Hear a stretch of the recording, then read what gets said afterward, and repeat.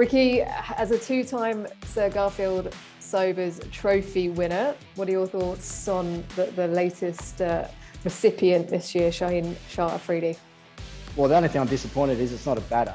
You know, how can these awards go to a fast bowler and not a batter? But in all honesty, absolutely very well deserved. Oh, he actually had a really good tour to Australia a couple of summers ago, and you can see then, you know, he's tall, obviously bowls fast. He had the ability to swing the new ball back into the right-handers as well. It looked like a really complete package that we probably hadn't quite seen the best of yet. But yeah, I mean, look at his numbers, and we had to do some stuff in comms this summer, you know, pick our top 5 batters and top 5 bowlers, and he actually wasn't in my top 5 bowlers there and then because I hadn't played much Test cricket when we picked it. But he was the one that I brought up at sort of number 6 because I knew of the sort of amount of work and wickets and great games he had behind him coming into probably December when we picked those groups. But you know, it's an awesome achievement. You know, with him and Bubba and some of the other fantastic players they've got in that Pakistan lineup at the moment, it makes a really mouth-watering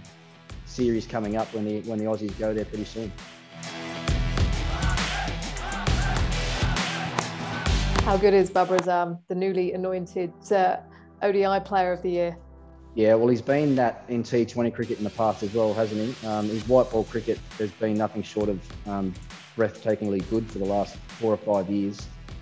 He's exactly the same as Shaheen then. As I said, I don't get to see a lot of these guys outside of when they tour Australia, but when I saw Bubba in the second innings in Brisbane, I reckon it was in the first test against Australia, some of the shots I saw him play on a fast, bouncy Brisbane pitch, you know, front and back foot against Hazelwood, Stark and Cummins, it was like, okay, this guy, I've heard a lot about him and I've seen a fair bit of his white ball stuff, but this guy is the real deal. And I think I said then that, you know, the sky's the limit. It's only a matter of time, I thought, before he was going to be either the #1 ranked Test batsman in the world or certainly challenging for it. He's probably challenging for that position right now, and probably if he had played a few more Test matches through the last couple of years, would be knocking the door down for that. So, no, he's a beautiful player. You know, it's simple as that. The thing I always look with for these younger type batsmen, if you like, that come on the scene, if they can play well off the back foot in Australia, and particularly through the offside with a straighter bat, which is probably an area that Joe Root probably hasn't quite got on top of just yet, and why he hasn't made those big scores in Australia. If you can do that, Bubba did that, and then hitting off the front foot back down the ground, Bubba can do that very well as well. So they're just things that I look for, markers and indicators I look for in touring batsmen when they come to Australia, and Bubba, he ticked both those boxes.